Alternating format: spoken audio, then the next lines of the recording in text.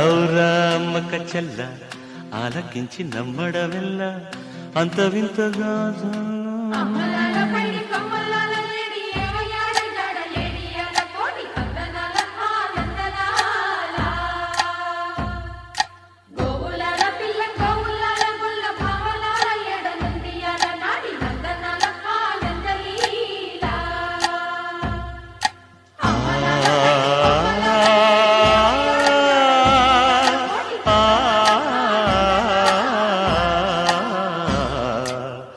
ఔరా అమ్మక చెల్ల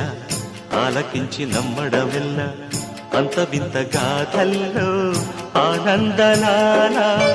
బాపురే బ్రహ్మకు చెల్ల వైనవంత వల్లించవల్ల రేపల్లె వాడ